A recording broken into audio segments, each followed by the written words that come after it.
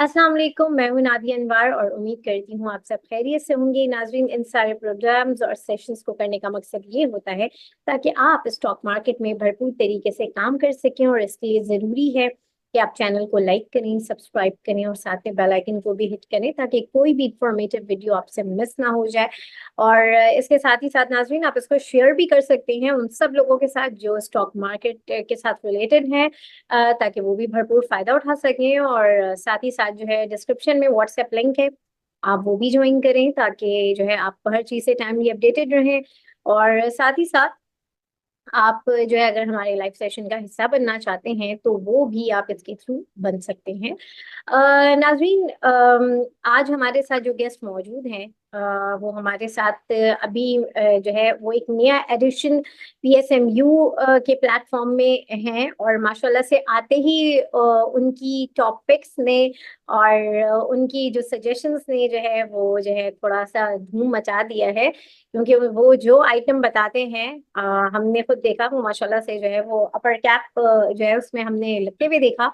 काफी मुश्किल था इनको यहाँ तक लाना, अपनी नाजरीन तक लाना, क्योंकि जो है ये टाइम नहीं होता था सर के पास। तो हमने कहा कि भाई जब हमें फायदा हो रहा है और जब इनके जो अपने क्लाइंट्स हैं उनको फायदा हो रहा है, तो क्यों ना हमारे नाजरीन को भी फायदा हो। और माशाल्लाह से जो दो अब तक हम इनके साथ एपिसोड कर चुके हैं उसमें जो इनकी टिप्स थी, उसमें जो है लोगों ने भरपूर फायदा उठाया और हमें फीडबैक बाकायदा मिला है कि भाई इनको जो है रेगुलर जो है इनवाइट किया जाए। तो फिर हमने इनसे रिक्वेस्ट की, मेरी टीम की तरफ से ये जो है आया कि भाई इस तरह से लोगों का फीडबैक आ रहा है। तो फिर मैंने इनसे बात की तो इन्होंने जो है बड़ी जो है रजामंदी जो है जाहिर की है, और फिर मैंने इसी बात का मौके का फायदा उठाते हुए फिर मैंने आज इनको प्रोग्राम में ले ही लिया। तो चले उन्हें वेलकम करते हैं, फिर उनसे ही बातचीत का सिलसिला आगे बढ़ाते हैं। जी हाँ, मैं बात कर रही हूँ शेख राफे साहब की, जिनका ताल्लुक है एपेक्स सिक्योरिटी प्राइवेट लिमिटेड से।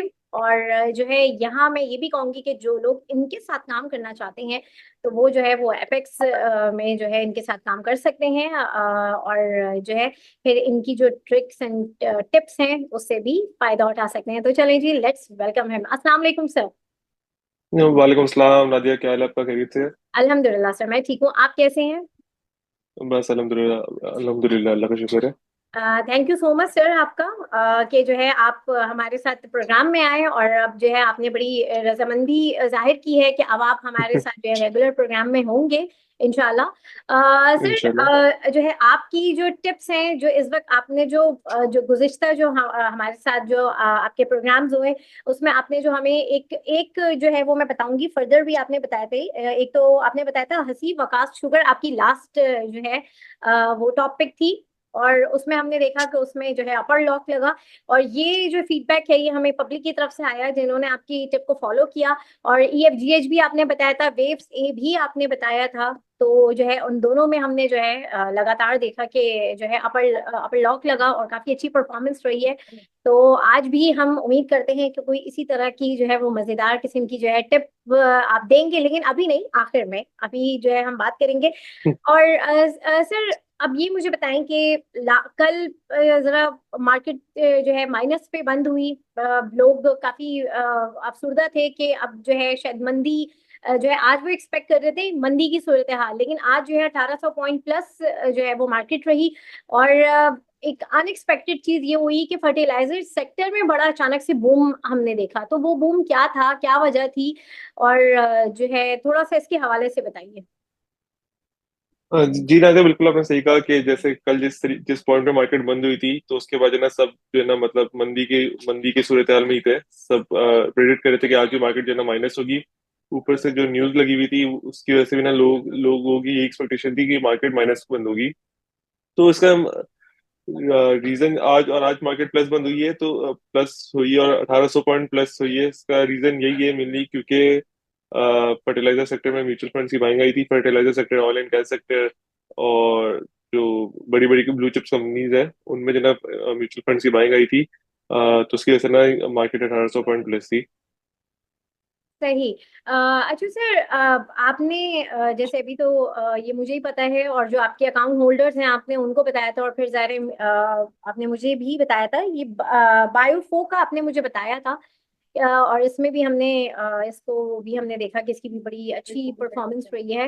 तो अब जो है यहाँ पर अब आगे आप किस तरह से देख रहे हैं और किन सेक्टर्स में, मैं सबसे पहले तो ये सेक्टर्स के बारे में पूछूंगी कि किन सेक्टर्स में आप काफी अब जो है पोटेंशियल देख रहे हैं, क्योंकि मार्केट इस वक्त जो पाकिस्तान की स्टॉक मार्केट है वो इस वक्त जो है शायद दुनिया की जो स्टॉक मार्केट है उसमें सेकंड नंबर पर जो है इस वक्त आ गई है। और ये बड़ी अच्छी खुशाइन बात है कि जो अमेरिका की स्टॉक मार्केट है उसको भी बीट किया हुआ है।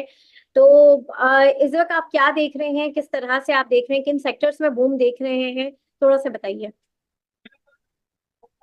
जी नादिया, मैं आपकी एक चीज से इत्तेफाक नहीं करूंगा कि आपने कहा कि हमारी जो पाकिस्तान की जो स्टॉक मार्केट है दुनिया की नंबर वन मार्केट है या बेस्ट परफॉर्मिंग स्टॉक मार्केट है। अगर हम इंडेक्स वाइज देखें तो बिल्कुल हम लोग जो है ना टॉप पे जा रहे हैं।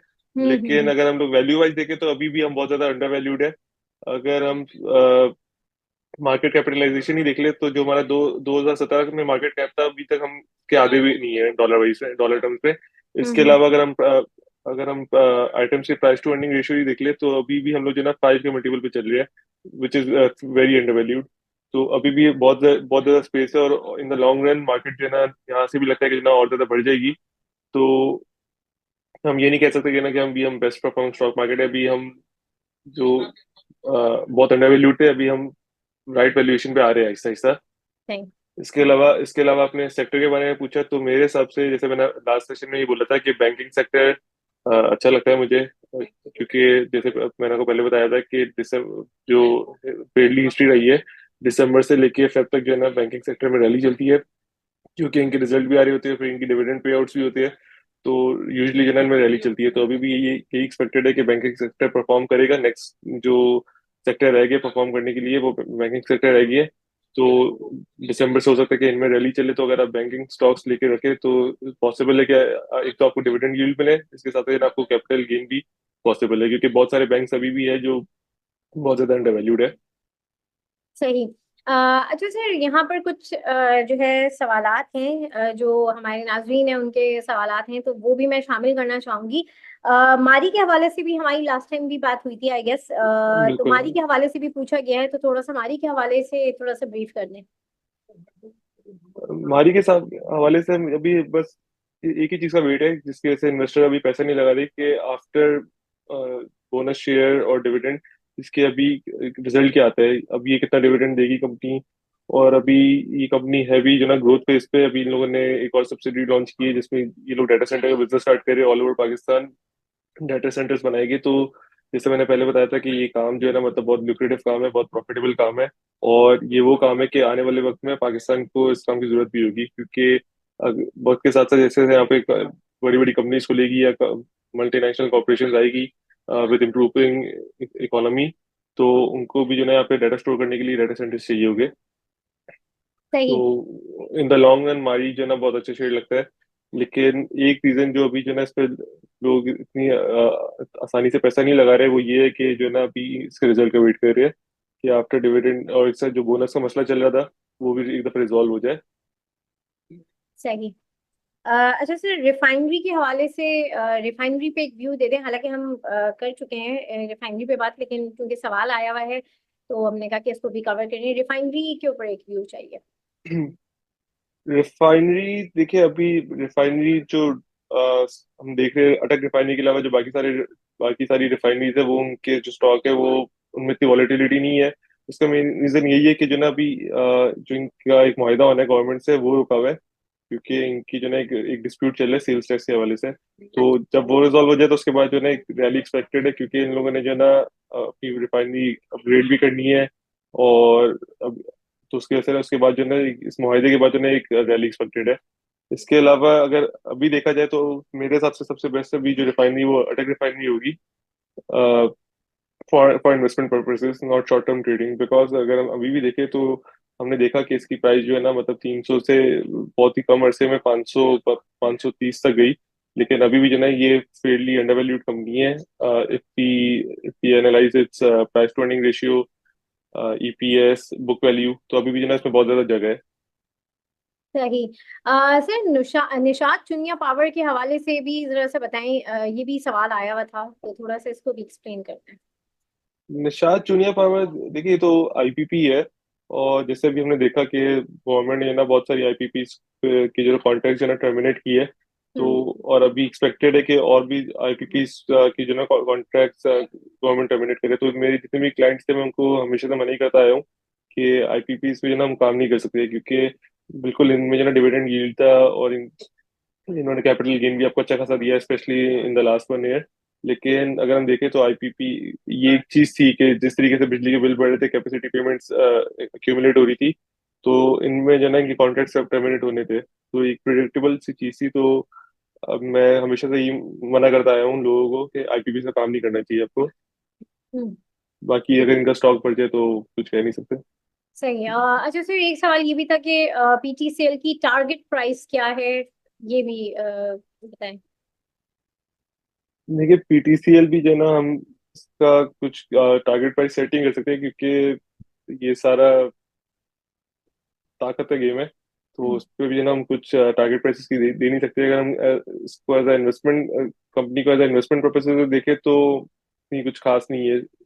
इसी प्राइस पे जैसे और भी अच्छी अच्छी कंपनीज मिल रही है जिनका पैसा लगा सकते हो। तो कुछ इसकी टारगेट प्राइस आप कह नहीं सकते। अभी ये 18 पे ट्रेड करी है, अगले महीने से तो ये 14 पे ट्रेड करें, 24 पे ट्रेड करें, तो उसमें कुछ आप प्रेडिक्ट नहीं कर सकते इसकी टारगेट प्राइस।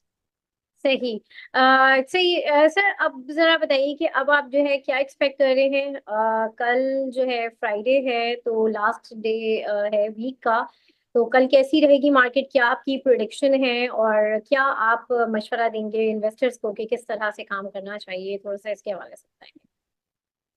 देखिए मार्केट अभी मार्केट ऐसी है कि आप कुछ प्रिडिक्ट नहीं कर सकते, क्योंकि हाँ। जैसे हमने देखा कि मंडे को मार्केट अच्छी थी, बिल्कुल। ट्यूसडे को जो है ना 800 पॉइंट प्लस से जो है ना 500 पॉइंट माइनस कर दी थी इन लोगों ने। हम्म। तो और आज जो है ना 1800 पॉइंट मार्केट प्लस है। तो कुछ ऐसे कह नहीं सकते, क्योंकि वही बात है कि शॉर्ट टर्म में मार्केट बहुत ज्यादा बढ़ चुकी हुई है। तो आप जो है ना सब प्रॉफिट टेकिंग करे, और म्यूचुअल फंड जो है ना, क्योंकि इंटरेस्ट रेट हमारे इतने घट गए हैं, तो म्यूचुअल फंड्स को पैसा लगाने के लिए ना कोई जगह चाहिए, तो वो यहाँ पे आ रही है। तो जिस दिन इनकी बाइंग स्टॉप होगी तो जो है ना मार्केट में बहुत बड़ी करेक्शन एक्सपेक्टेड है।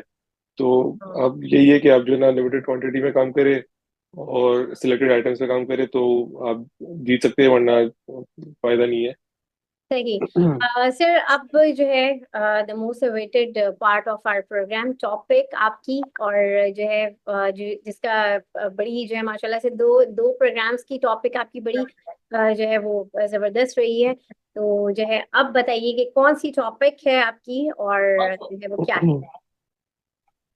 टॉपिक में अगर देखा जाए तो अभी एक तो वही आइटम जो आज मैंने दिया था, आज सुबह बाय। आपको भी दिया था, बाइफो। और दूसरा पीआईबीटीएल, मुझे अच्छा लगता है। सही। ठीक है। B I P T P I P T PI sorry, हाँ, पीआईबीटीएल। PIBTL बिल्कुल। बहुत शुक्रिया सर। और जो है इंशाल्लाह अब हम उम्मीद करते हैं कि नेक्स्ट प्रोग्राम में जो है इन टॉपिक का जो है हम रिजल्ट देखेंगे। और बहुत शुक्रिया इंशाल्लाह। सर आपके आपका आपके वक्त का। और जो है इसी पॉइंट पे जो है मैं आज के सेशन से जो है वो मैं आप लोगों से इजाजत लूंगी। आप लोगों से इंशाल्लाह फिर मुलाकात होगी, तब तक के लिए अल्लाह हाफिज।